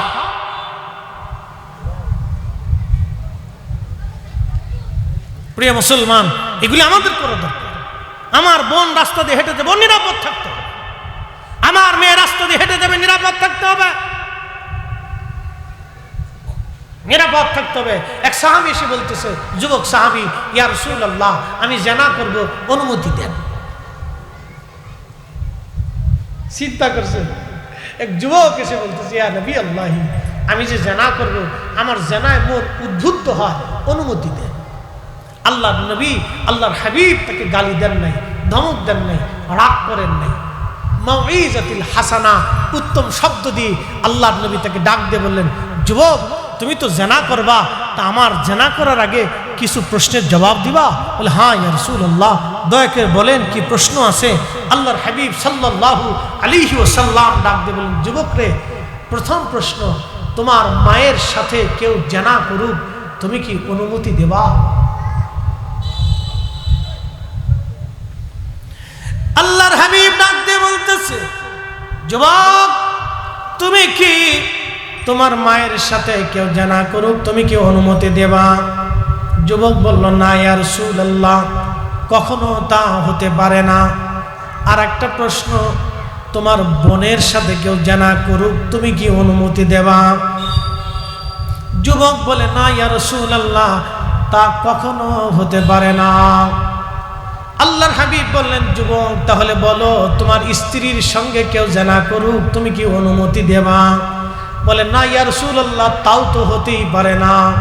তাহলে বলো, তোমার মেয়ে, কলিজার টুকরা সন্তান, মেয়েটার সাথে কেউ জিনা করুক, তুমি কি অনুমতি দেবা? যুবক সাহাবী ডাক দিয়ে বলেন, ইয়া রাসূলুল্লাহ সাল্লাল্লাহু আলাইহি সাল্লাম, নবী গো, কখনোই তা বাবা হয়ে মেনে নিতে পারবো না। আল্লাহর নবী বললেন, তুমি তো জিনার জন্য উদ্বুদ্ধ হও, তোমার মন বারবার জিনার দিকে আকৃষ্ট হয়ে যাচ্ছে। যুবক, তাহলে তুমি বলো, তুমি যেই নারীর সঙ্গে জিনা করতে চাও, সেই নারী হয়তো কারো মা হবে, কারো বোন হবে, কারো স্ত্রী হবে, না হয় কারো মেয়ে হবে। তুমি তার সাথে কি করে জিনা করতে চাও? যুবক নবীজির কদম মুবারকের মধ্যে পড়ে যায়, বলে, ইয়া রাসূলুল্লাহ, আর বুঝার বাকি নেই, আমারে মাফ করে দেন। আমি আর কোনোদিন জিনার লিপ্সা অন্তরে আনবো না। একবার জোরে বলা যাবে কি মারহাবা?